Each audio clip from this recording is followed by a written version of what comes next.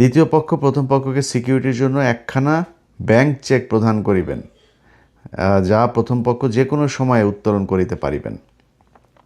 প্রথম পক্ষের টাকা প্রয়োজন হলে দ্বিতীয় পক্ষকে 3 মাস পূর্বে জানাতে হবে।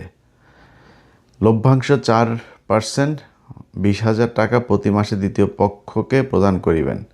যদি কোনো দুর্ঘটনায় দ্বিতীয় পক্ষের মৃত্যু হয়, তার অবর্তমানে চুক্তির সমস্ত টাকা তার ওয়ারিশগণের উপর বর্তাইবে, ও যদি কোনো দুর্ঘটনায় প্রথম পক্ষের মৃত্যু হয়, তার অবর্তমানে চুক্তির সমস্ত টাকা তার ওয়ারিশগণ বুঝিয়া পাইবেন।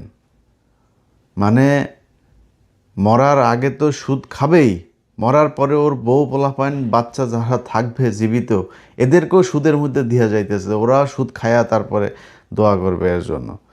উপরোক্ত চুক্তির বরখেলাপ হইলে প্রথম পক্ষ রাবেয়া আক্তার আলো চলমান আইন অনুযায়ী আইনগত ব্যবস্থা নেয়ার ক্ষমতা রাখে।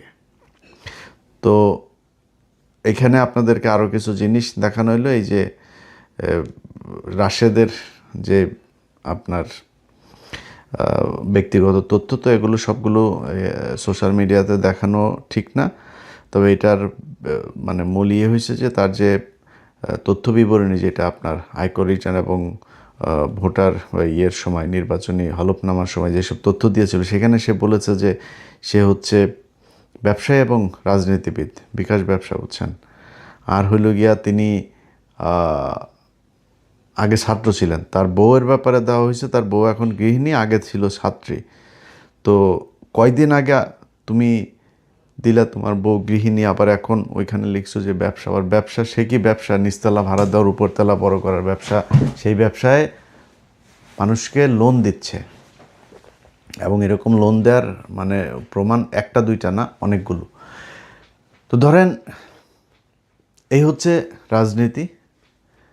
এই রাজনীতিবিদদের ব্যাপারে আপনাদের সবসময় সজাগ থাকতে হবে। কারণ হইল এদেরকে আপনারা উপরে তুলেছেন, আমরাও তুলেছি, এর দায় আমাদেরও আছে, আমরা বুঝতে পারি নাই। আমাদেরও এক সময় তারা, এখন আমাদেরকে, আমরা নাকি ইউটিউবার, আমরা হচ্ছে, আমাদেরকে সাংবাদিক বলতে লজ্জা লাগে, বুঝছেন। তো ওর বাপ যখন ওর কেউ ছিল না, তো তখন ওর এই বাপেরা ছিল, এই বাপেরা ওদের কেউ উঠাইছে। তো যাই হোক, এদের ব্যাপারে আমাদের ভবিষ্যতে সাবধান থাকতে হবে। এরা আমাদের আবেগ নিয়ে খেলা করে তারপরে তারা আমাদের এই দেশের সাথে বেইমানি করে, আমাদের যেই আবেগ, সেই আবেগের সাথে তারা বেইমানি করে।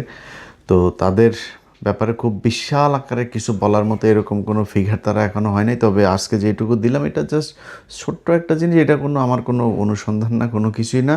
মূল যে অনুসন্ধান নুরুকে নিয়ে, সেটা চলছে।